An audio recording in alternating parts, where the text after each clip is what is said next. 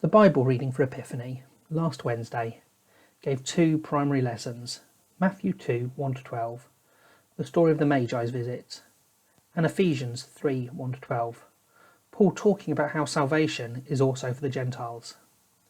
For those that don't know, the word Gentile roughly means people who are not Hebrew, or non-Jew.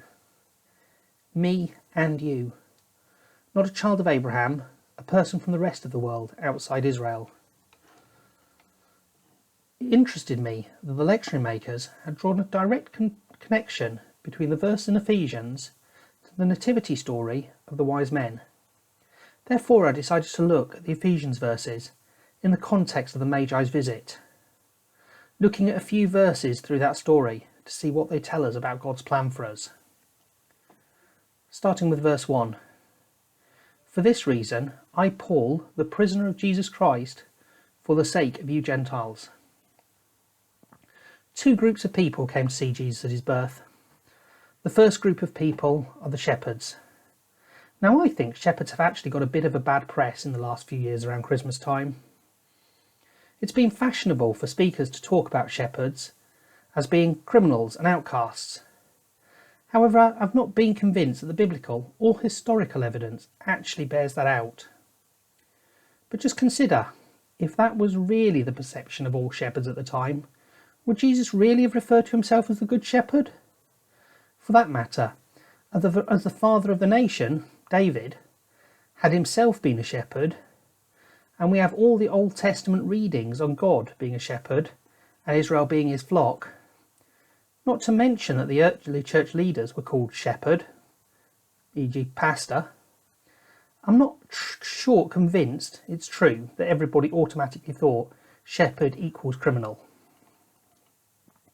However, what is probably right and correct is that shepherd would have represented a job that differentiated somebody as being in a particular social grouping or class. A factory worker, a miner, a call centre attendant. Solid, honest work. Salt of the earth, never a boss or a lord. Now I think that these two groups were chosen as saying something about the breadth of who Jesus is coming for. One of them was perceived as low in society, the other was the kings. Hang on, that can't be right, can it? It's interesting that despite it not being in the scripture, we call them three kings. For anybody who has only ever heard the Nativity and not read the Bible story itself, the Bible uses the word Magi to describe the kings and never gives a number. A Magi was a foreigner, probably from somewhere near Iraq, but there's a few other places they might have been from. They worshipped a pantheon or many gods and watched the stars to try to tell the future. So a more correct name for the three kings could be the foreign, heathen, non-God saved sorcerers who came to see Jesus. Those who were not of God's people, but from another country, not in God's covenant, who were actively carrying out practices such as astrology that are in direct opposition to it.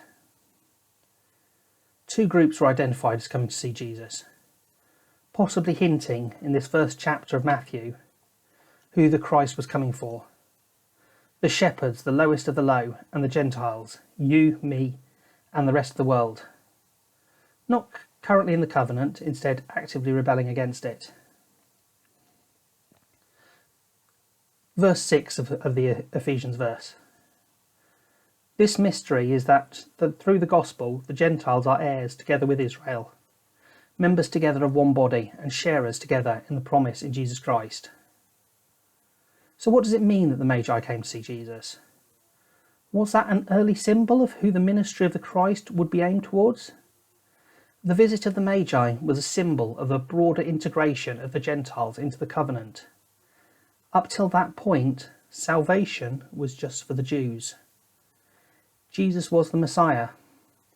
The assumption had been that he would be an earthly Messiah, come to save the Jewish kingdom, raise war to restore the temple, and to put God's people back on top.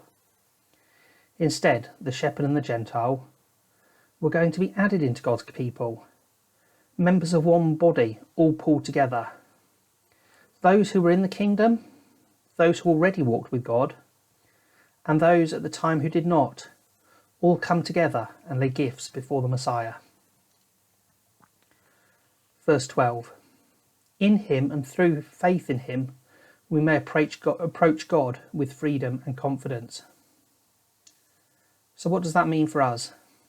Before Jesus, the only people who could come to God were the chosen few. Our shepherd and Gentile were not previously chosen. They were everybody else outside the plan. But they turned up to see the king who was born in a stable, not in a palace. Despite being outsiders and foreigners,